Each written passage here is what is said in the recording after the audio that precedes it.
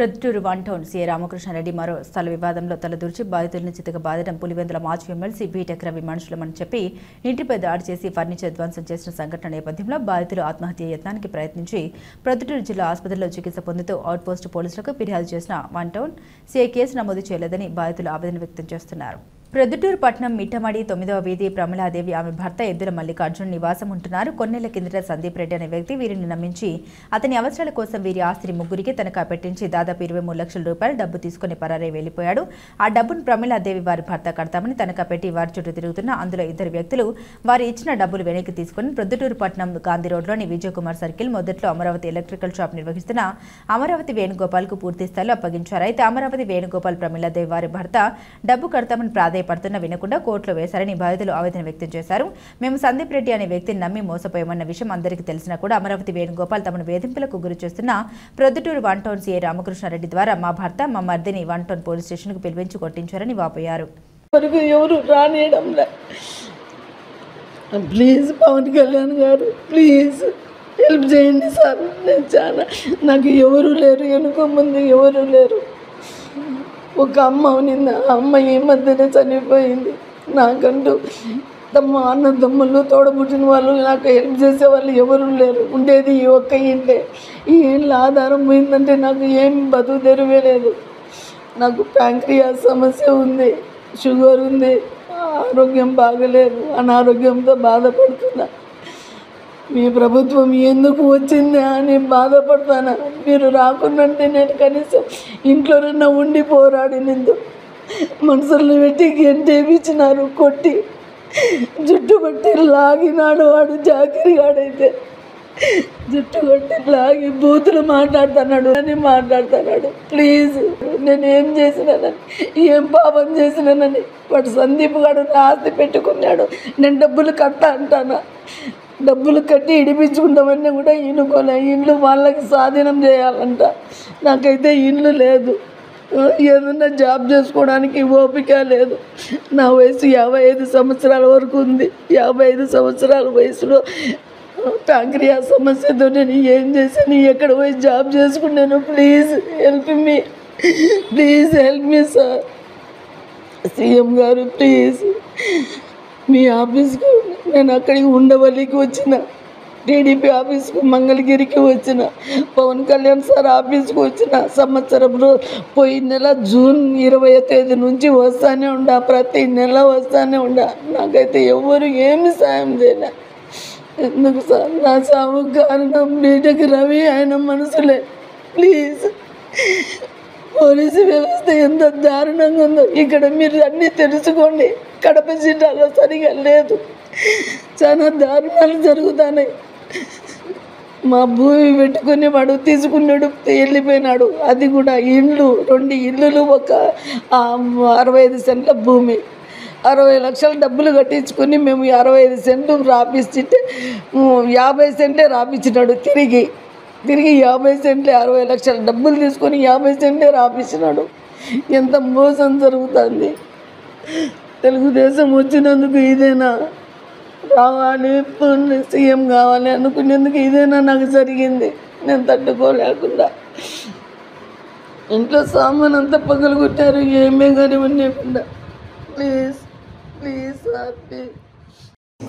మాది మిట్టమడి వీధి 9వ రోడ్డు 26/923-15/3. మేము సందీప్ కుమార్ రెడ్డి అనే అతను మాకు కొంచెం మా మిస్సెస్కు ఆరోగ్య రీత్యా బాగలేకుండా ఆరోగ్యపరంగా మా మిస్సెస్కు హెల్పింగ్ చేసినాడు. ఈరోజు కూడా మా భార్య కొంచెం హెల్తీగా బతికి ఉంది అంటే అతని పుణ్యమే. అతను ఒక ఎంఆర్ఐ పెట్టుకుంటాడు, స్కానింగ్ సెంటర్ పెట్టుకుంటున్నాడు. అన్న నాకు డబ్బులు అవసరం ఉంది, మీ ఆస్తి పెట్టుకొని మళ్ళీ ఒక 6 నెలల తర్వాత మీ డబ్బులు మీకు ఇడిపించి ఇస్తానని మాకు చెప్పినాడు. సరే, నేను ఎందుకంటే మా మిస్సెస్కు ఆరోగ్యం బాగా చూసినాడు కాబట్టి దానికి ఆ కృతజ్ఞతాభావంతో నేను ఆస్తి అతనికి చెప్పాను. అతను 3 ప్రాపర్టీలు ఉన్నాయి. ఒక ప్రాపర్టీ బండారు సూర్యనారాయణకు, ఒక ప్రాపర్టీ ముకుందాచారికి. ఇప్పుడు ఉండే ఇల్లు ఫస్ట్ సీతారాంపురం చంద్రశేఖర్ రెడ్డి గురువిరెడ్డికి పెట్టాం. తర్వాత అమరావతి వేణుగోపాల్కు, బొత్సు మునిసుబ్బారెడ్డికి, వాళ్ళ నుంచి చంద్రశేఖర్ గురువిరెడ్డి నుంచి వాళ్ళ నుంచి రాయించారు. కానీ చంద్రశేఖర్ రెడ్డి వాళ్ళు మాకు 6 నెలలు సంవత్సరం అగ్రిమెంట్ ఇచ్చారు.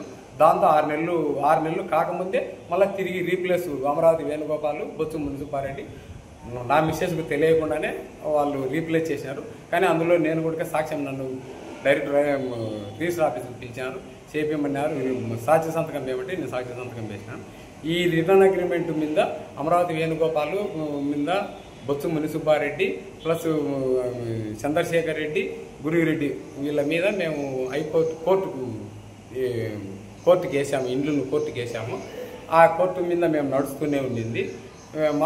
పోయిన 2024 సెప్టెంబర్ 5వ తేదీ అమరావతి వేణుగోపాల్ మా ఇంటి మీదకి సింహాద్రిపురం వాళ్ళని జాకీరు ఇదైతుల్లా అనే వాళ్ళని పిలుచుకొని వచ్చినాడు. ఇల్లు బీగం పగలగొట్టి ఇది చేసినాడు. సిఐ ఆధ్వర్యంలోనే జరిగింది ఈ విషయము. కాబట్టి మేము అతను పెట్టిన ప్రతి చోట పంచాయతీలో కూడా మేమైతే వాళ్ళు ఇచ్చిన 23 లక్షలు మీ డబ్బులు మీకు ఇస్తామని మేము చెప్తాము.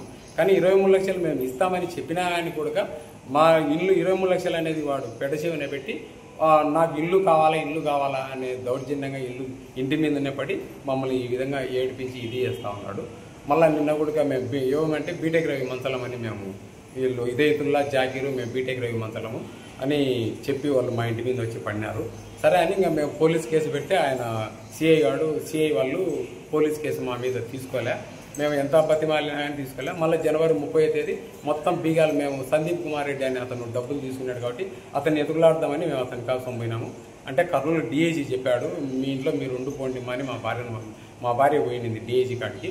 మా భార్య మీ ఇంట్లో మీరు ఉండిపోండి మా అన్నాడు. మా ఇంట్లో మేము ఉన్నాము. కానీ సందీప్ డబ్బులు తీసుకొని పోయినాడు కాబట్టి ఆ డబ్బులు సందీప్ని అడిగి ఇప్పించొస్తుందామని మేము హైదరాబాద్ పోయినాము. పోయిన 2-3 రోజులకల్లా జనవరి 30వ తేదీ 2025లో మొత్తం మా ఈ ఇంట్లో బీగం పగలగొట్టి ఇంట్లో సామాన్లు అన్నీ తీసి మిద్ది మీద వేసి కొన్ని మున్సిపాలిటీలో కింద కాంపౌండ్లో వేసి కొన్ని మున్సిపాలిటీలను పడేసి మమ్మల్ని బీగం వేసినారు. ఈ విషయం అయి కూడా మేము సిఐకి తెలియజేసినాము.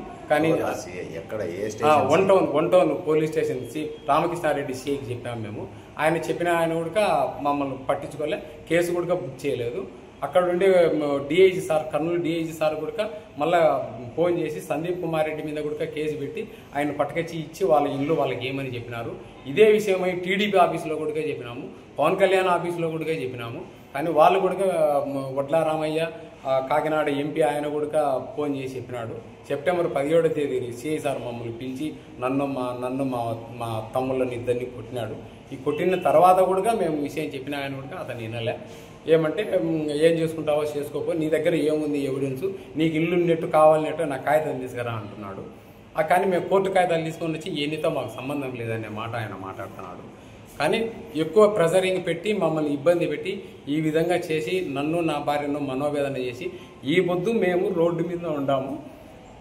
మా భార్య ఉడక రైల్వే స్టేషన్లలో అక్కడ ఇక్కడ పండుకుంటా టీడీపీ ఆఫీసుకు, పవన్ కళ్యాణ్ ఆఫీసుకు అందరికి దగ్గరికి పోయినాము. మేము కూడా అందరికీ కూడా చెప్పినాము. 10 మంది పెద్ద మనుషులు కూడా అందరూ చెప్తున్నారు, డబ్బు తీసుకొని సందీప్ అని అతను వెళ్ళిపోయినాడు, కానీ నీ డబ్బులు నీకు ఇస్తున్నాడు, నీ రూపాయికి రూపాయి నీకు ఇస్తున్నాడు, నువ్వు ఎందుకు వీళ్ళని ఈ విధంగా ఏడిపించి ఇట్లా చేస్తున్నావని చెప్పినాడు. కానీ వీడు వినడం లేదు, అమరావతి వేణుగోపాల్ వీళ్ళు వినడం లేదు. నిన్న 10వ తేదీ మొన్న 10వ తేదీ నేను బీటెక్ రవి వాళ్ళ చిన్నాయన దగ్గరికి పోయినాను. బీటెక్ రవి దగ్గరికి అంతకుముందు పోయిన వారంలో బీటెక్ రవి దగ్గరికి పోయినా. బీటెక్ రవి ఏం చేసినాడంటే, ఈ ఇల్లు నీకు నీ ఇంటికి నాకు ఎటువంటి సంబంధం లేదు, నాకు సంబంధమే లేదు, నువ్వు డబ్బులు తీసుకోలేదు కాబట్టి మానవతా దృక్పథంతో నీకైతే న్యాయం మేము చేయాలని చెప్పినాడు ఆయన కూడా.